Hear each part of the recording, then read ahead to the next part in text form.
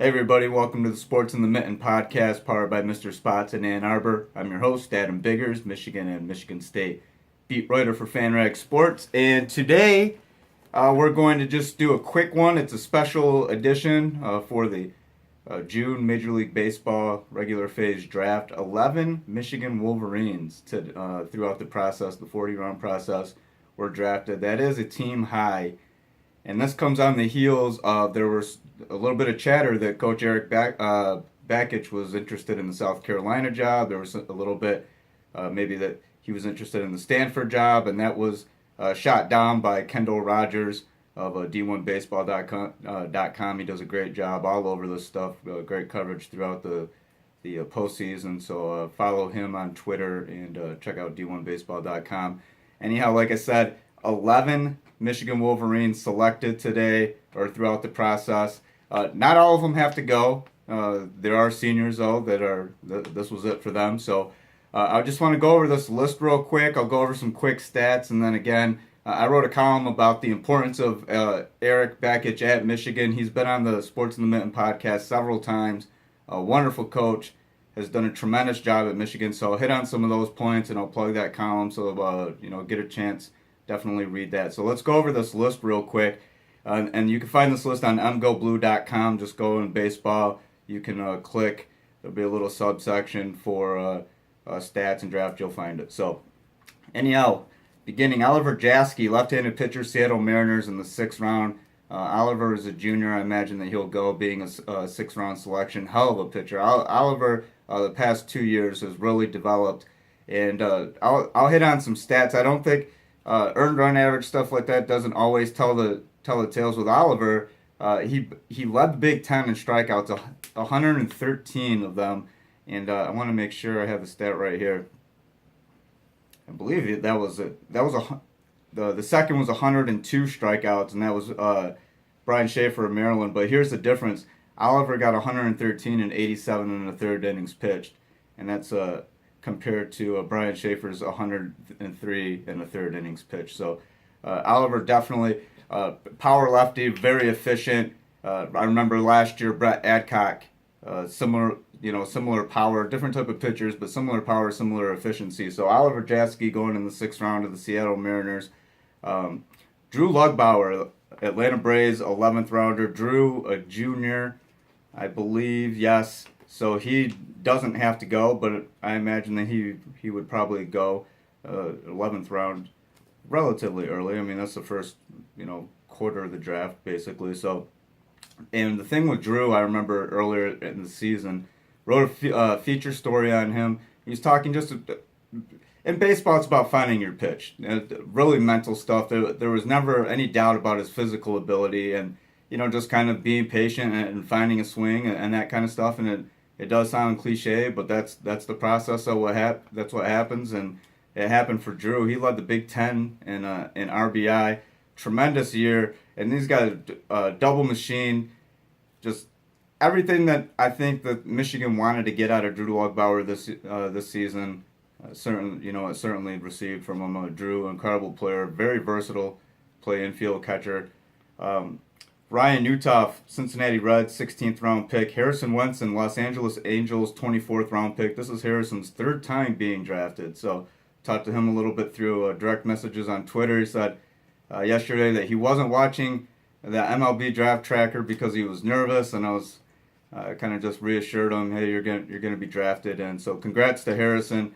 Again, batting average wise, just a sub 200 year, not probably the year that he wanted average wise, but Harrison's one of the better defensive catchers, and if you look at his numbers last year as far as power, I mean, the power is there. There's no question. He's got an arm. He's got all the tools that you want. So, again, Harrison Wenson going to the Los Angeles Angels, 24th round.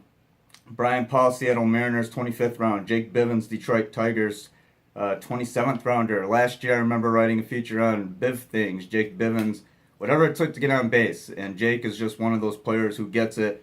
Coach Bakich had a lot of great things to say about Jake, and I just remember my interactions with him. All those guys, that was my Michael Jordan.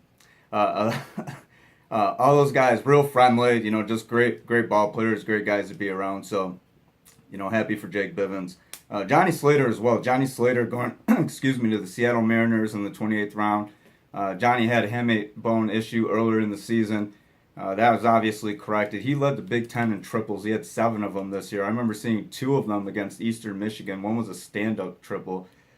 Johnny, speed in the outfield. He can hit. Again, when you look at just the quality of all these players that were drafted, I mean, you can see why that there's professional interest, because all of these guys are talented. And all these guys, during the past few years and the past 2 since I've kind of followed Michigan baseball, the development is there. And 11, I mean, last year they had 5 guys drafted, and that was the most since 2010. And that was an accomplishment in itself. This year it's 11. It's a program record. So, and again, there's news about, Coach Erik Bakich and his extension at Michigan, so on and so forth. So that kind of, he's staying. Spoiler alert, he's staying, according to Kendall Rogers. And then, he just has 11 guys drafted. So that bodes well for him and the extension and his long-term deal in Michigan. So Michael Hendrickson, Cleveland Indians, Michael's pitcher, 28th rounder. Grant Roos, Detroit Tigers, 29th round selection. Mac Loser, the closer. I mean, what a name if you're a closer. Mac Loser. I mean, that is, it couldn't have been done better. It was predestined, I guess, for Mac. He's the 33rd round selection of the New York Mets. And Michael Berdard, St. Louis Cardinals, 36th round. Michael, tremendous infielder, shortstop, great tandem there with K.O. Thomas. So, again, Oliver Jasky, Drew Lugbauer, Ryan Utoff, Harrison Wenson, Brian Paul, Jake Bivens, Johnny Slater, Michael Hendrickson, Grant Roos, Mac Loser, and Michael Berdard. And as I mentioned, just a couple stats on some of these guys I think are just worth noting. Oliver Jasky, the strikeouts, again, I think that stands out the most to me. Johnny Slater's Big Ten leading 7 triples, obviously impressive as well. But I think there's a couple more stats here that I wanted to go over with you guys. Michael Berdard, 74 hits. That's another. And this is, I mean, last year, I think it was Cody Bruder. He led the Big Ten in hits, or he was like second in hits. So again, this is another year where the Wolverines have another bat. And I mean, if you look at just total team hits in general, 74 gets Michael into the leaders among the Big Ten. But he wasn't the only guy hitting this year. I mean, if I can get this page to refresh. K.O. Thomas had 58 hits. Johnny Slater had 63. Miles Lewis, transfer from North Dakota, he had 63 hits. Drew Lugbauer had 64 hits. Jake Bivens had 56 hits. Harrison Wenson, 36 hits. 9 of those were home runs though. So, and that was second on the team behind Drew Lugbauer's 12 home runs. So again, you could get all these stats. It's on GoBlue.com. I don't want to bore you with numbers and all that. And I just wanted to give you a little bit of background. Before I let you go, I want to, like I said, column on FanRag Sports. Give it a read. I wrote it last night, for today. I wasn't sure exactly what was going to happen. I knew that probably, within the next few days that some type of deal would be solidified with Bakich either at Michigan or another destination. And according to Mike Wilson of SEC Country, and Mike, he used to cover Michigan State for Spartan Tailgate. Great job, great reporter. He said that sources said that South Carolina wanted to set up an interview with Erik Bakich. And South Carolina entered the year top 5 program. Didn't go so well. Missed the postseason the past two of the past 3 years. Coach resigns. I mean, it's just not a great scenario, right? So Erik Bakich evidently was a candidate that they had in mind. And I just wrote, I mean, it fit. If you look at what Bakich has done, I mean, the record of success is there. He actually he played at East Carolina, so he's familiar with the area. He started his coaching career at Clemson in 2002, so he's familiar with the area. He coached at Vanderbilt, which is in the SEC, so he's familiar with SEC baseball. The recruiting ties, the junior college thing, the California ties, and again, that would probably fit well with Stanford. So everything that you want to see as far as a coach, like, okay, he's got a winning resume, he's done X, Y, and Z, he's got these sort of ties, he fits everything. I think that probably just about any school would want it, and his track record certainly speaks for itself. So that turns out that South Carolina, he's not a candidate for the South Carolina job. But that part aside, just read kind of the meat of the column and what Bakich has done for Michigan baseball. And that, again, I wrote this before the draft was complete. So add in the fact that he just had 11 players drafted. But I mean, just continuously winning seasons, 40 wins this season. They placed second in the Big Ten during the regular season. They couldn't get past North Carolina, in the postseason. But this is still, and that was a pretty good North Carolina team. This is still, I think, a program that's on the rise. I think when you think Michigan baseball now, maybe it's not nationally relevant. I think the Wolverines were a little bit of a story this year. I noticed they got a little bit more attention. But as far as national landscape, Michigan is not a powerhouse program by any means. But that doesn't. I'm not saying that can't happen. It's got to start, kind of locally. It's got to start within your conference. And right now, Bakich has the Wolverines growing into a Big Ten favorite. I mean, I imagine that they're going to be a favorite next year, and I imagine he's got a great recruiting class coming in. I imagine that this is going to be the case. I think right now he's set the bar. Michigan baseball now has kind of, and not that it never had, but there was a little bit of transition during the late Maloney years and going into Bakich. So I think right now what he's done is he's establishing, like any coach, his first 5 years he's put a foundation, and now according to Kendall Rogers, he's at Michigan for long term. I'm assuming that's a 5-year deal because according to Angelique of the Detroit News, Ward Manuel said that they offered Bakich a 5-year extension. And I want to read the quote from the column. This is what Ward said about Erik Bakich, and Ward was in Grand Rapids on Tuesday, and Angelique caught up with him. And this is what Ward had to say. I love Erik and want him to stay here, but people have to make choices they want to make. I hope he stays. He's done a terrific job in Michigan. We've been talking about him returning for a few months now. He has those terms and everything we put on the table. This was the last year of a 5-year deal, and we offered him another 5-year deal to stay. He's doing a great job. And, yeah, he is. A wonderful job. Again, the 11 draft picks, second place finish this year in the Big Ten, 40-win season.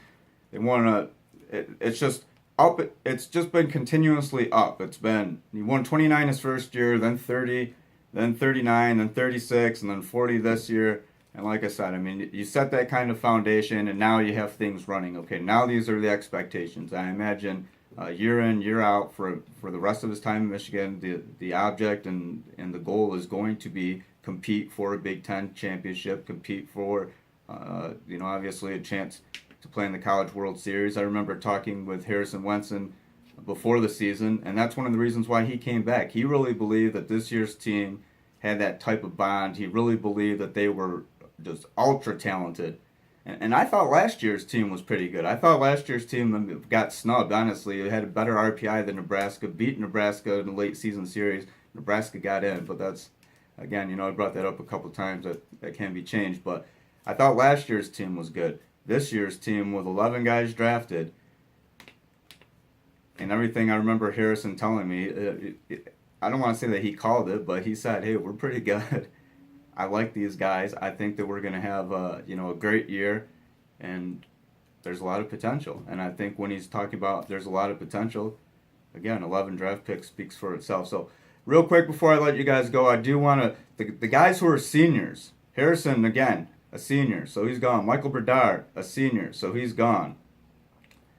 Drew Lugbauer, he is a junior. He probably has a decision to make. I imagine that he's probably gone.